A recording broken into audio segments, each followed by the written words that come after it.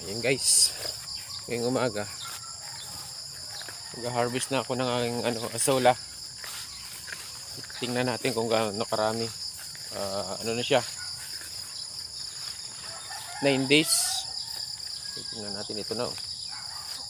Yan, 9 days pa lang, pero ito na, ganito siya karami.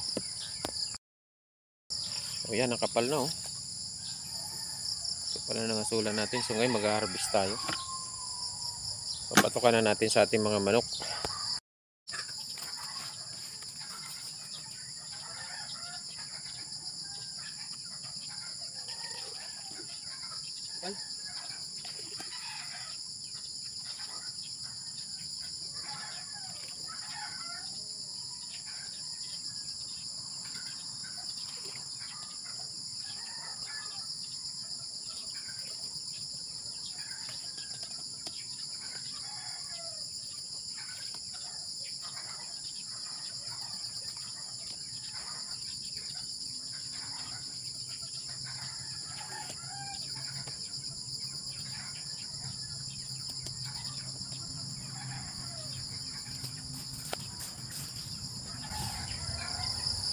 Ito na.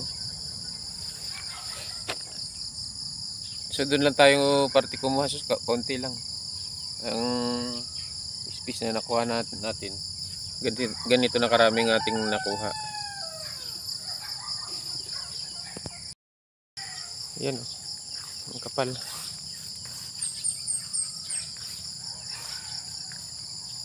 Yun, ito lang yung nakuha na natin. So sunod na araw pwede ulit tayo kumuha, kahit araw-araw siguro ko pwede tayo kumuha dito.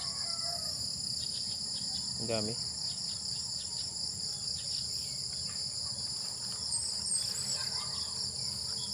Kaya sunod na araw, ano na uli yan, marami na uli yan. I-move natin yung iba dito.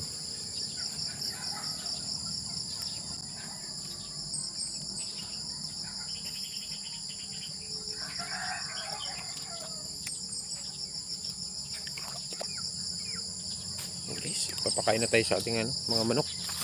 Maghihintay na yung mga manok natin.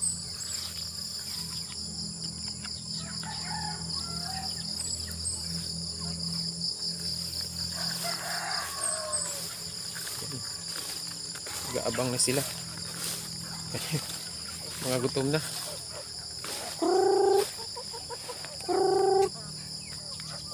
Mga gutom na ating alaga.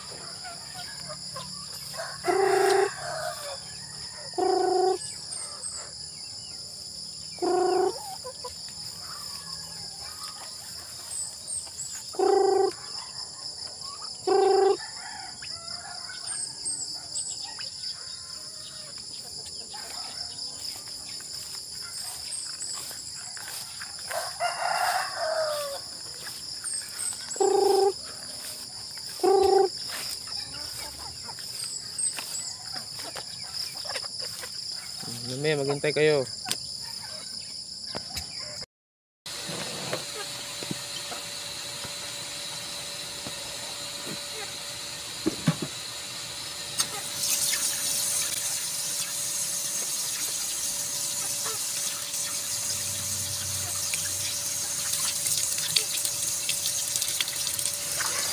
Kailangan lang nating linisin ng mabuti kasi marami yun, may dumi ng baka. Kaya banlawan natin na maigi yung asola para malinis pagka kinain na ng manok. Ayan guys, ganito karami yung ipapakain natin na feeds sa ating mga alaga. So dito pa lang mas makatipid na tayo dito sa feeds sa ating mga alaga. Gano'ng karami yan, yung isang balde na yan ibibigay ko sa kanila, so kulang pa yan pagka kumain sila ng todo. So napakalakas kumain ng mga manok, kaya kailangan nating may asola talaga tayong ibibigay para hindi tayo ma-persa sa pagkain.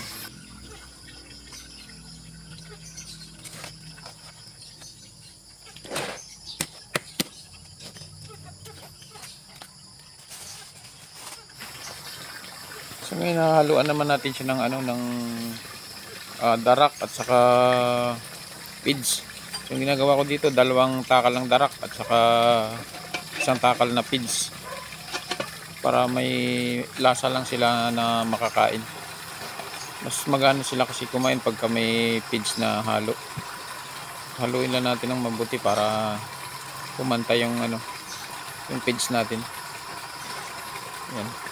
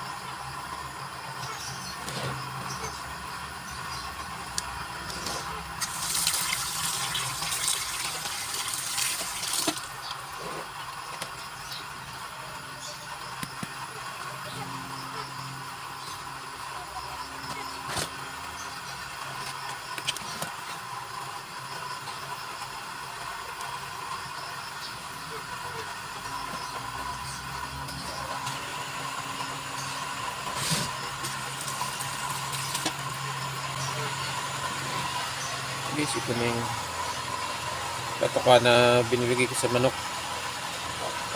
Asola, may darak, at saka commercial feeds, at saka palyat. Ito lang pinaghahalo-halo ko para mas makatipid tayo sa pakain sa manok. Mas mura yung presyo nito ay dun sa puro commercial feeds. So papakain na natin ito.